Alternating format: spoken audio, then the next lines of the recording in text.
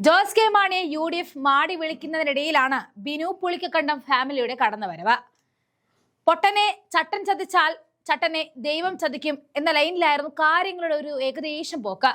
അങ്ങനെ പുളിക്കക്കണ്ടം ഫാമിലി കയറി സ്കോർ ചെയ്ത് നിൽക്കുമ്പോൾ UDFന് കൈ കൊടുക്കാമെന്ന് പ്രഖ്യാപിച്ചുകൊണ്ട് ബിനു പുളിക്കക്കണ്ടം എത്തി. അപ്പ പറഞ്ഞത് അപ്പാപ്പ മാറ്റി പറയുന്ന പുളിക്കക്കണ്ടം സാർ ഇരുട്ടി വെളുത്തപ്പോൾ ലൈൻ മാറ്റി. ഇപ്പോൾ ഇതാ LDFന് കൈകൊടുക്കുവാൻ പോകുന്നു എന്നായി വാർത്ത. ജോസ് കെ മാണിക്ക് വേണ്ടി ബിനുവിനെ തഴയുകയും അതേ ബിനു പുളിക്കക്കണ്ടവും ഫാമിലിയും സ്വതന്ത്രമായിട്ട് നിന്ന് ജയിക്കുകയും ചെയ്തതോടെ ജോസ് വീണ്ടും പെട്ടു. ജോസ് എഫക്റ്റ് നിലച്ചതോടെ ബിനുവിന്റെ ഈ തിരിച്ചുവരവ് ജോസിന് ക്ഷീണമുണ്ടാക്കും. അല്ലെങ്കിൽ ഇടതിൽ വലിയ പരിഗണന കിട്ടുന്നില്ല എന്നാണ് പരാതി. അപ്പോൾ തനിക്ക് താല്പര്യമില്ലാത്തവരെ പാർട്ടി അരിയിട്ട് വാഴിക്കാൻ നോക്കിയാൽ അതിൽ ജോസ് കെ മാണി ഇടയാതിരിക്കില്ല. അപ്പോൾ ഈ നിമിഷത്തിൽ UDFനോട് പറയാനുള്ളത്, നിങ്ങളാ തുറന്നിട്ട വാതിലില്ലേ അത് കൊട്ടിയടയ്ക്കാൻ വരട്ടെ എന്നാണ്. ചിലപ്പോൾ വരാനുള്ള സാധ്യതയുണ്ട്. ബിനുവിന്റെ വരവിനെ സംബന്ധിച്ച ജോസ് കെ മാണിയുടെ പ്രതികരണം ഇങ്ങനെയാണ്: ഭൂരിപക്ഷമുണ്ടെങ്കിലും സഭയിൽ കേവല ഭൂരിപക്ഷം ഇല്ലാത്തതിനാൽ സഖ്യ ചർച്ചകൾ ആവശ്യമാണ്. അതിൽ ബിനു പുളിക്കക്കണ്ടത്തെ ഘടകമാക്കുന്നതിനോട് വലിയ യോജിപ്പില്ല. കേരള കോൺഗ്രസ് നേരിട്ടല്ല ഇപ്പോൾ ചർച്ചകൾ നടത്തുന്നത്.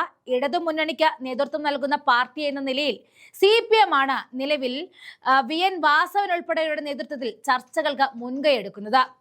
CPM ചർച്ചകളുടെ ഫലം അറിയിച്ച ശേഷം പാർട്ടി ഇക്കാര്യത്തിൽ അന്തിമ തീരുമാനമെടുക്കും. ബിനു പുളിക്കക്കണ്ടം, ബിജു പുളിക്കക്കണ്ടം, ദിയ പുളിക്കക്കണ്ടം തുടങ്ങിയ 3 സഹോദരങ്ങളുടെ പിന്തുണ ഭരണത്തിൽ നിർണായകമാണ്. പുളിക്കക്കണ്ടം കുടുംബവുമായിട്ട് കൈകോർക്കുന്നതിൽ ജോസ് കെ മാണിക്ക് പൂർണ്ണ തൃപ്തിയില്ല എന്ന സൂചനയും വരുന്നുണ്ട്.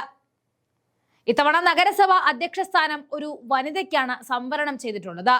വൈസ് സ്ഥാനത്തെ ചൊല്ലിയാണ് പ്രധാനമായിട്ടും തർക്കങ്ങൾ നിലനിൽക്കുന്നത്.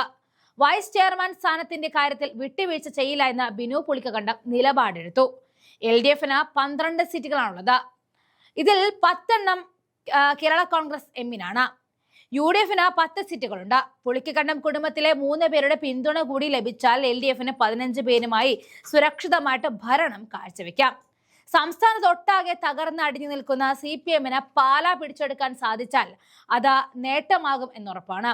അതുകൊണ്ട് പാലായിൽ തീരുമാനം നടത്തുവാൻ മുഖ്യമന്ത്രി VN വാസവനെ ഇറക്കി കളിക്കുകയാണ്. ജോസ് കെ മാണിയുമായിട്ട് ഇടിഞ്ഞു നിൽക്കുന്ന പാലായിലെ സ്വതന്ത്രരെ കൂടി കൂട്ടാൻ ജോസിനെ ചർച്ചയിൽ നിന്നും മാറ്റി നിർത്തുവാൻ CPM ചില നിർദ്ദേശങ്ങൾ നൽകിയെന്നതും കല്ലുകടി ഉണ്ടാക്കുന്നു. 3 സ്വതന്ത്ര കൗൺസിലർമാരുടെ പുളിക്കക്കണ്ടം ഫാമിലിക്ക് കുന്നോളം വാഗ്ദാനങ്ങളാണ് CPM നൽകുന്നത്. ഈ കുടുംബവുമായി അകന്നു നിൽക്കുന്ന ജോസ് കെ മാണിയെ മുന്നിൽ നിർത്തിയാൽ ചർച്ചകൾ എവിടെയും എത്തില്ല എന്ന് CPMനും നല്ല ബോധ്യമുണ്ട്.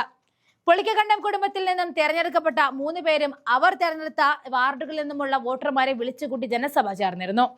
UDFുമായി ചേർന്ന് പോകണം എന്നായിരുന്നു ഭൂരിപക്ഷം പേരുടെയും അഭിപ്രായം. എന്നാൽ അതെല്ലാം ഒരു ഒറ്റ രാത്രി കൊണ്ട് ബിനു പുളിക്കക്കണ്ടം ഫാമിലി മാറ്റുകയായിരുന്നു. ഇനി ജോസ് കെ മാണിയുടെ ഈ വിഷയത്തിലുള്ള തീരുമാനത്തിലാണ് എല്ലാവരും ഉറ്റുനോക്കുന്നത്, UDF ഉൾപ്പെടെ.